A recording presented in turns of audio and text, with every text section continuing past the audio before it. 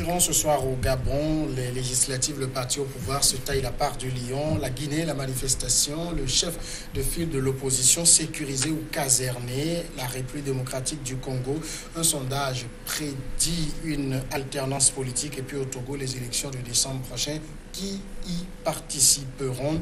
Autour de moi sur le plateau, Jean-Paul Agbo Arkwel était directeur de publication de Focus Info. Bonsoir Jean-Paul. Bonsoir Samuel. Abel Clousset, vous êtes juriste. Bonsoir Abel. Bonsoir Samuel. Et Francisco Napokoura, freelance. Bonsoir Francisco. Bonsoir Samuel. On commence avec le Gabon, je le disais, le parti au pouvoir s'est taillé la part du lion lors des élections législatives des 6 et 27 octobre dernier en raflant 98 des 143 sièges mis en jeu à l'Assemblée nationale face à une opposition moribonde selon des résultats officiels.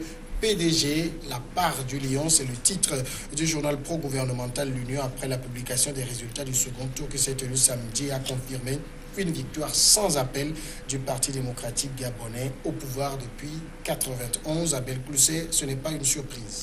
Non, ce n'est pas une surprise, même si je comprends que le parti au pouvoir, le PDG, ne veut pas du tout bouder son plaisir par rapport à cette victoire. Quand vous avez un Parlement composé de 148 députés et que vous avez 143 plutôt et que vous avez 98 députés,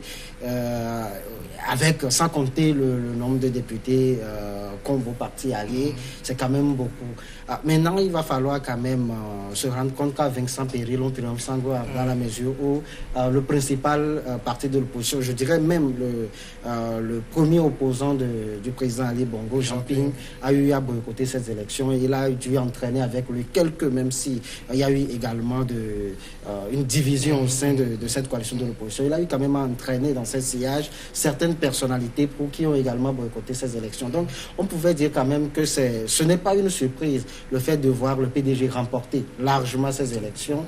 Et il faut également relever que par rapport aux précédentes élections, il y a un léger recul par rapport à ça. Parce que, par exemple, lors des dernières législatives en 2011, il y avait 120 sièges et le PDG en avait 100.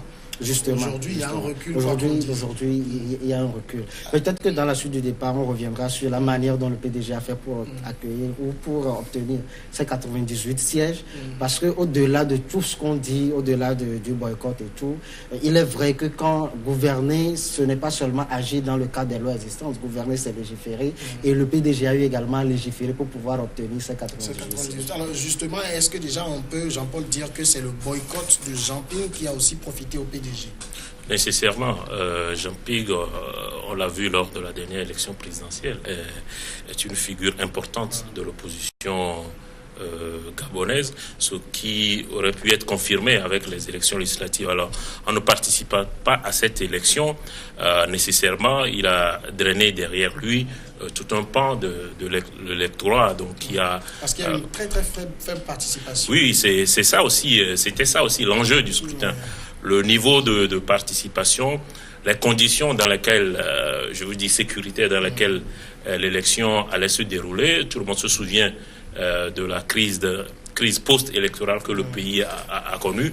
Donc, il y avait une crainte aussi que cette élection ne dégénère. Et puis aussi, le troisième enjeu, c'était le nombre de sièges que l'opposition pouvait obtenir, étant entendu que la plupart des observateurs s'attendaient quand même à ce que le parti au pouvoir se taille la part du lion, comme vous l'avez dit.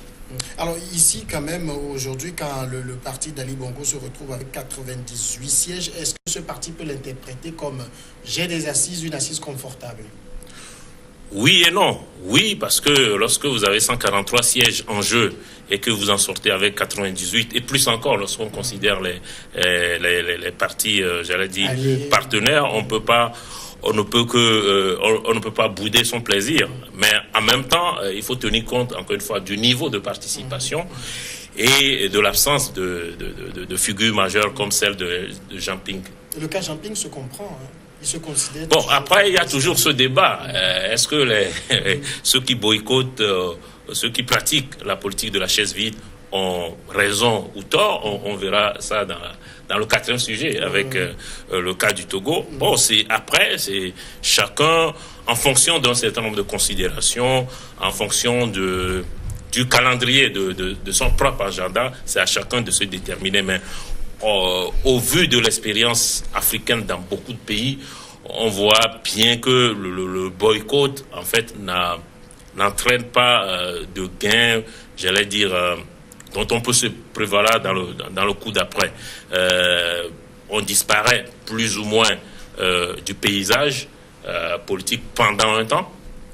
Aujourd'hui, je crois que c'est, même si lui-même n'a pas été élu, c'est le parti de l'ancien président de l'Assemblée nationale qui est le parti majoritaire au sein de l'opposition, qui sera la principale figure de l'opposition. Donc, je ne sais pas si le fait d'avoir boycotté ces élections est une bonne chose, étant entendu que pour lui, ces élections ne servaient à rien, puisqu'il continue à revendiquer sa victoire à la présidentielle. Francisco, est-ce qu'il y a quelques rapprochements à faire entre la présidentielle de 2016 et ces législatives qu'on a eues sur, du moins, les résultats là?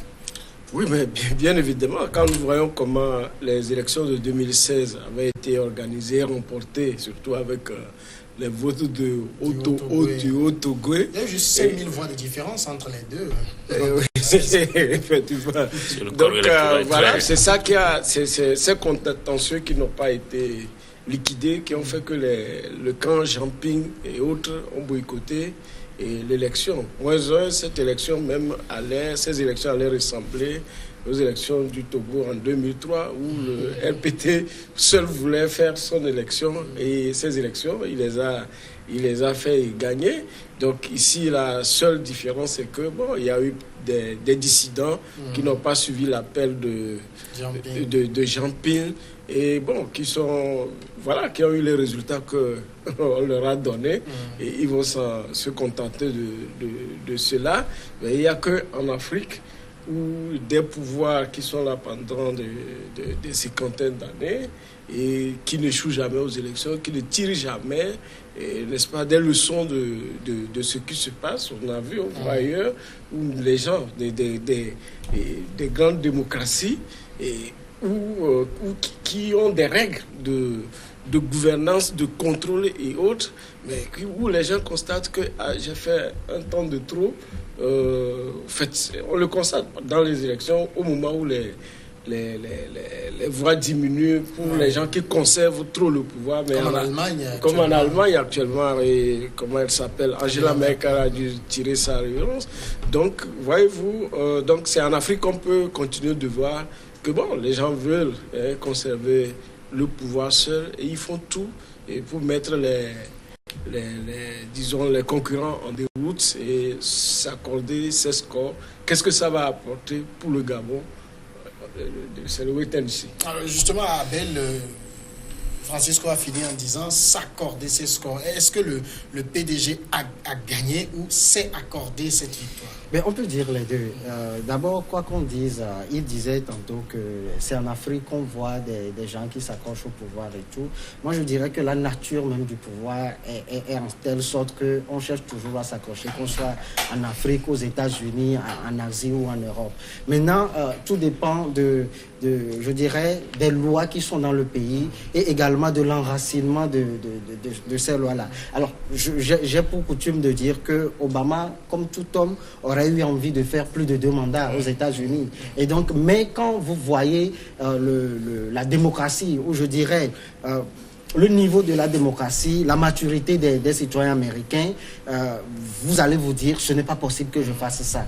Contrairement à d'autres peuples où la démocratie est relativement jeune, où on arrive à coup de quelques liasses d'argent ou de quelques intimidations, quelques matraques, quelques gaz lacrymogènes, à faire taire les principaux récalcitrants et à passer en force. Et donc, pour moi, naturellement, tout pouvoir a tendance à vouloir le conserver. On a parlé tout de suite d'Angela Merkel. Il avait la possibilité de faire également 2 mandats en tant que chancelière et partir. Mais puisque le régime politique allemand lui permettait de faire plus, il en a fait plus. Jusqu'à ce qu'elle sent le gouffre venir et elle se retire. Et c'est peut-être ce qui fait la différence ici. Parce que Merkel se lève à la tête d'un État africain et disposant d'un fort soutien de l'armée, mais elle va vouloir foncer malgré voulez qu'elle constate son impopularité. Alors, pour revenir au score du PDG, je donne un exemple. Quand l'aîné disait tout de suite que le parti s'est octroyé,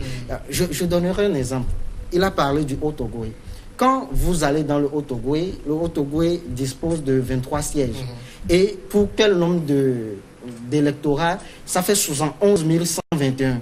Donc 71 121 élisent 3 députés. Mais quand vous allez dans une région comme l'Estuaire, où il y a la capitale, Libreville, il y a en tout et pour tout 261 841 électeurs pour, tenez-vous bien, 26 députés.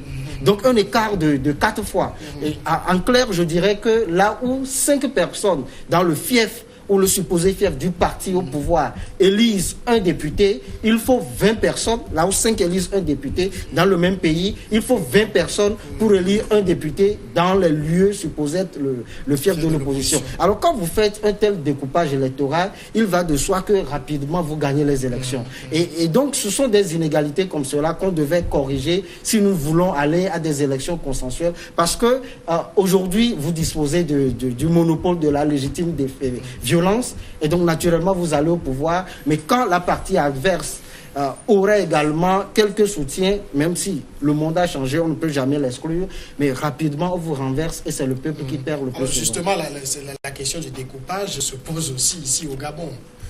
Oui, je dirais pratiquement dans tous les pays, y compris aux États-Unis. Peut-être pas avec cette acuité-là, parce que cela a été dit, tous les pouvoirs ont tendance à vouloir s'éterniser. En fait, et c'est le cadre juridique, électoral, qui permet de limiter cette tendance à vouloir s'éterniser. Je disais ce matin quelque part que le fait, par exemple, de limiter le mandat n'est pas pour moi un indicateur nécessaire de la démocratie, parce que quand vous prenez un pays comme la France, la limitation de mandat date de Sarkozy. Donc on ne peut pas dire que la France n'a pas été une démocratie jusqu'en 2008. Les États-Unis ont instauré la limitation. Parce que pour moi, lorsque vous êtes président des États-Unis, vous n'avez pas la même responsabilité, le même niveau de responsabilité, le même niveau de responsabilité que le président du Tchad ou de la Guinée-Bissau. Effectivement, vous êtes comme le président du monde. Et donc, au bout de 4-8 ans, on peut considérer que vous pouvez être épuisé. Donc, c'est en fonction de toutes ces considérations que chaque pays devra décider. On ne peut pas dire que le fait que Paul Kagame, par exemple, est traîné à la tête de son pays, je ne sais même pas si c'est contre la volonté de son peuple, soit un scandale. Donc, à chaque pays de se déterminer. Ce qui est important... On va revenir là-dessus, on va juste marquer la courte pause et on revient après, toujours sur le Gabon.